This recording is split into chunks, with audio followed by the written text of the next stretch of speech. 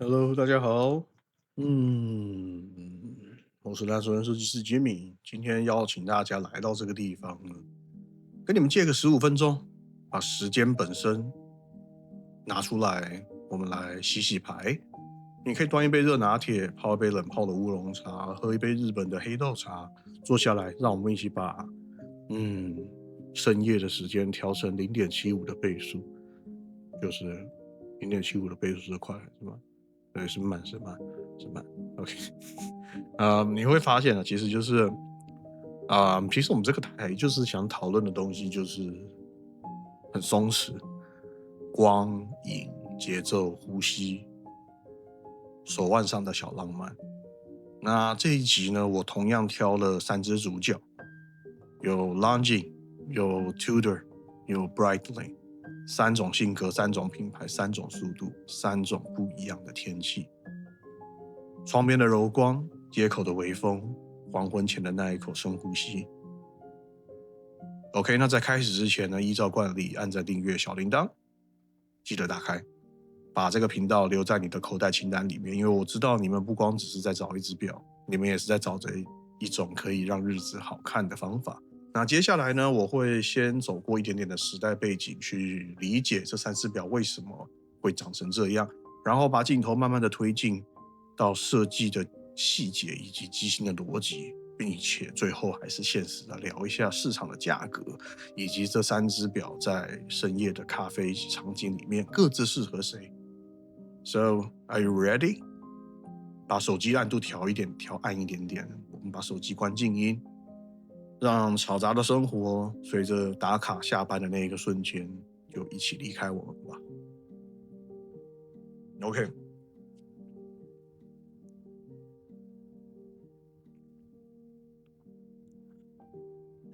如果把手表史想象成一条从功能走向美学，再回到态度的河流，Longines、Tudor、Breitling 刚好站在三个关键的这个河流的弯道处。Longines 的 flagship 名号在中世纪的航海与20世纪中叶的优雅取得了一个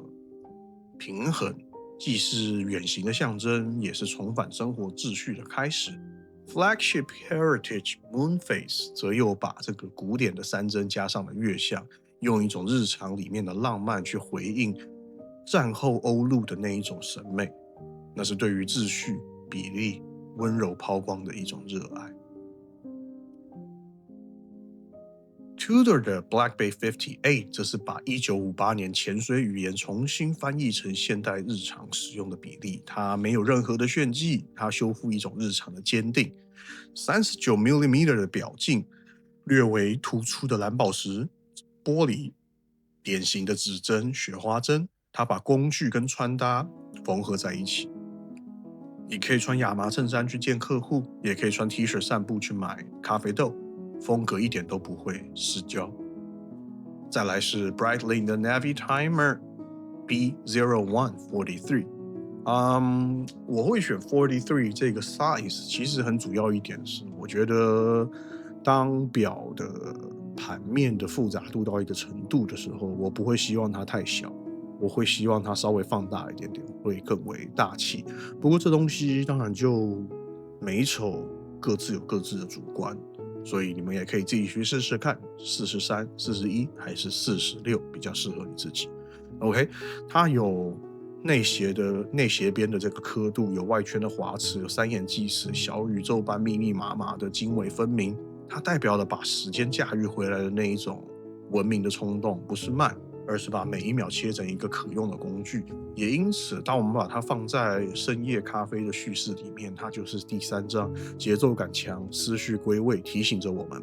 慢可以，但并不代表我们要放弃控制。那这3只表拼在一起，刚好就完成了午后一个很棒的弧线，从浪漫到内敛，再到掌控。你会在下一段看到他们的比例、材质、面盘处理如何把弧线做成看得见、带得到的设计。OK，首先呢，我们先把镜头给到这个Longines 的 Flagship Heritage Moonface。那这一只表的直径呢，在这个 38.5mm，那有一种把吵杂隔离在玻璃外的那种安静感。拱形的蓝宝石玻璃就像是薄薄的水面，底下是乳白，甚至是有一点点带米黄之间的那种渐层的细致的刻度，就像是建筑窗檐下的那种阴影，让指针在每一次划过的时候都有了落脚点。越像是灵魂，蓝色夜空并非单一，而是靠涂层与反射做出深浅。那越轮转过的时候呢，光的边界就会像拿铁一样被轻轻的推开。这只表我觉得最迷人的地方不光是功能，而是它的比例、它的留白、刻度的权重、指针的长短，我觉得基本上无话可调。它的主题不只是越像这两个字，而是你愿不愿意为那么没有实用但是却很美的东西去留一个位置。对，那我觉得能够把这样的古典的表做得很美，是还蛮难得的，而且日常感也很强。OK， 那我们把场景切换到 Tudor Black Bay 58，那它的美就在于是刚刚好这件事情，它诠释的就是一个刚刚好。39mm 的直径， 11.9 的厚度，整个蓝宝石覆盖在黑色的面盘上面，粉金色的刻度指针像是把老相机的黄铜零件抛过一样的亮，单向旋转圈刻意做成不会让人觉得过度闪耀的哑光色的铝圈，你在外面看时间的时候，反光不会把你拉离情绪。Black Bay 58有一种很独特的中性美感，你可以把它当成休闲潜水表，但你换上皮带，它又变成是一只正装里面的野兽。它提醒着你，就是穿搭不一定要那么的表态，只要很合拍就可以。所以我觉得就是这个表让人的感觉就是，如果以钢带来讲，在复古里面有一种刚毅，好像是处事能力很强的感觉，但是换成皮带之后，它又可以融入你的西装外套，变得有一点正式。我觉得这个表搭配起来是还蛮棒的。那第三位是这个 Breitling Navy Timer B01 Chronograph 43。那很多人当然啦，跟我一样，我一开始看到百年灵的时候，我会觉得被它的这个密度的下刻度这么多的什么华齿啊，什么三眼被吓退。但是你只要稍微的仔细看过，你会理解，就是这是把时间拆成可见的这个一格一格的网格。43的数字确实不算小，但是因为它的这个整个玻璃啊、纤细的外圈以及高密度面盘的层次，在视觉上有一点点被拉平的感觉。三眼的布局就像是三个不一样的节拍器，均衡有节奏。B01自制导柱轮的计时机芯是它最棒的心脏。那这颗机芯当然了由劳力士设计，所以基本上品质也绝对是没有问题的。那大家在挑选的时候，记得一定要问这一支百年灵是不是 B01 的机芯。那它的手感很干脆，停走归零都非常的鲜明。对我来说啦， Navy Timer 并不是典型的深夜可以放空的手表，它更像是深夜收心，准备要从咖啡桌站起来，收回你分散的注意力。同时这只表会把你拉回生活的节奏里面。当然这只表也是大家俗称的飞行计时传奇的现代经典表。所以把三只表放回桌面，他们就像是浪琴在跟你讲说美感可以很日常，帝多告诉你克制就是一种风格，百年灵告诉你你可以慢，但是你还是要掌握时间。所以如果你再找一只能够陪你生活更有质感的表，我觉得顺序可以这样子想，先享受你想要哪一种理由。那越像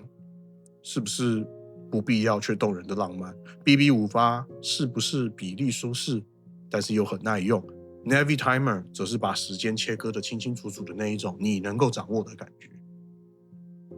我们把镜头聊到内里， Longines 它所搭载的机芯有25200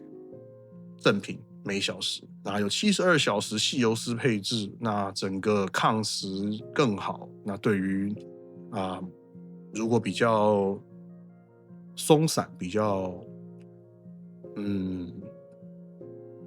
我觉得比较不要给自己那么大压力的人啊，其实这颗机芯还蛮不错的，就是72小时的配置，我觉得在心态上面来讲，你不用想着你每天都一定要带它，但是你可以把它放在木桌上，跟笔电、咖啡器放在一起，放在手机旁边，也不用担心磁场会造成误差。那这颗机芯是 L4.815，那当然，如果你们想要更多机芯的细节的话，我觉得就上官网，不用我就不在这边一一复述了。那再来是 Blackbay 58，那它整个结构的语言呢，就是密度跟稳定，39mm 的表壳具备了200米的防水，那背后是整个近年来帝舵一体化设计哲学的一个成果，有大尺寸的摆轮、长动能、抗磁材质，让它在周一到周五通勤会议里都不会掉链。OK， 那外凸的蓝宝石控制的非常刚好，然后表圈的齿刻，这个手去抓的地方也做得很细腻，旋转的质感非常的扎实。我觉得这一只表还应该是可以在我所有的 check all my boxes 吧，我每一个盒子它都可以打勾。OK， 那 Navitimer 的 B0143， 它的导柱轮，你按下去的时候那种清脆的段落感。这是结构跟手指的对话，三眼计时，环形的滑齿，资讯分层，视线切换有路径，大尺寸，但是一点也不会让人觉得混乱。原因在于它整个面盘的层次、阴影的设计以及刻度的权重分配，这其实更像是精密设计，而不只是装饰。那虽然这支价格是里面应该是最高的，但是如果你把它当成工作的节奏器，机械层面质感绝对是对得起它的价格的。那既然都提到价格了，我们就来讨论一下。OK， 今天的3只表 ，Longines 的 flagship 的这个 Heritage Moonface 官网价格呢是$3450，那大约是105000台币。OK， 那实际就看当下的汇率，我这个是以我写稿的这个时间去算的汇率。OK， 那 Tudor 的 Blackbay 58呢，在整个官网上面是$4150左右，那约莫是125000台币。Breitling 的 Navitimer B01 Chronograph 43呢，它的常见的版本是$9900，大约在台币在30万上下。OK， 那如果你们是希望就是要比较便宜的价格去入手这些表的话，其实二手，尤其是 Blackbay 58跟这个 Navitimer 的 B01， 其实要找二手的也都很简单，那价格应该蛮轻松，都可以落在5000以内。OK， 我们就继续往下。OK， 如果你坚持我这边所谓的坚持就是说，比如说像 B01， 它是这一集里面的第3个主角，那$5000就会变得非常奇怪，因为它并不太可能在$5000去买到这一只表。它的叙事整个从柔和走向掌控，它这个压轴我放在这边，我觉得就是要让起承转合每一个角色都有他每一个的工作。那这只表我知道它稍微比较贵一点点，可是我还是放的是牌价，就是说大家还是可以，不一定怎么讲，我也会买二手手表，就不一定表一定要买全新的啦。那当然你说你买全新的可能可以拿什么折扣，这个我不知道，因为每个人的谈判，每个认识的人不一样，所以我只能报的是他们的这个 market price。那如果你们真的去找二手的，我看过 B01 有大概10万出头的，12万的都有。那当然它是二手的，但是它确实是 B01 新的机型的，所以我觉得我才会把它也放进来的原因在这边，就有点像是Longines 跟 Tudor 你可以用全新的价格去买，那百年灵则是我推荐是以二手的价格去买，不要去买牌价。OK， 那这3只表对应的生活的3种形态。Flagship Heritage Moonface 给人的是一种，它不急着证明什么，只是在陪你深夜里的光线发呆。我觉得适合文青，适合写作的人、艺术工作者，那些知道需要在生活中留白，那月相的那一圈蓝光在手腕上转动的时候，我觉得给人的感觉让呼吸都变得更轻的样子。Tudor Blackbay 58则是给那种沉得住气的人。他不是为了表态，而是安静、坚定、坚持，带着他去上班、开会、旅行，一点都不会突兀。他就像是你一个信任的朋友，不多话，但你知道他存在。当然，如果说你再找一只很中性又能够在日常代表你的手表，我觉得这只表是非常非常合适的。而且看到这只表，大家会对你产生的是一个品味的尊敬，而不是羡慕。OK， 我觉得这个跟劳力士有很大的不一样。很多时候劳力士给人的感觉太过于奢侈品的感觉，但帝舵才更像是脚踏实地的生活感。而 Breitling 的这个 Navitimer B01 Chronograph 43呢，则是给那一些内建节拍器的人，他们把生活拆成任务，把时间分成区段，什么时间做什么事情，然后同时又懂得欣赏复杂腕表的美。那我觉得这只表有一种专业的浪漫感，它让理性变得更有诗意。你不一定需要开飞机才能懂它的美，只要你在生活里也是一个对细节执着、对秩序有洁癖的人，那么这只 Navitimer 会在你每一次按下计时键的瞬间提醒你，控制也是一种优雅。控制也是一种优雅吗？我这句好像写得怪怪的，控制听起来有点变态的感觉。不过控制的好，的确很像是自我规范，那也可以很优雅。OK， 那最后在每一只表的秒针里面都藏着一句话，浪琴就像是在说慢一点，世界也不会消失。帝舵在跟你讲的是稳一点，自己也会被看见。而百年灵说的是准一点，之后剩下的生活才会是你的自由。我觉得3种声音交叉在一起呢，就很像是深夜咖啡的3层风味。一开始是果香的轻盈，那中段则是微苦，带有咖啡的厚度，那最后则是在舌尖的那个余韵，而那个余韵就是为什么我们会需要手表。它在告诉我们的不光只是几点，而是告诉我们该怎么活。当你看着秒针在走的時候，其实你在对自己说，我还有时间，我还能慢下来，我还能够选择把生活过成我喜欢的样子。其实讲到这边，我觉得有的时候选手表真的是一件每一个人选都会有不一样的意义跟答案的一个很有趣的事情，对吧？有人喜欢看月相，有些人觉得月相是一种更有艺术感的呈现，有人喜欢大山针，觉得大山针就代表了时间最纯粹的模样，而有人喜欢3眼计时码表，因为那样子可以精确的把生活的每一刻分得清清楚楚。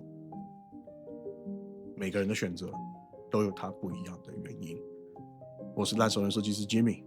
那这一集是这个深夜咖啡的时光上半集。那记得下半集我会用另外5支平价却有灵魂的微型品牌来告诉你们什么是浪漫，不一定要花大钱。我们下次影片再见，拜拜。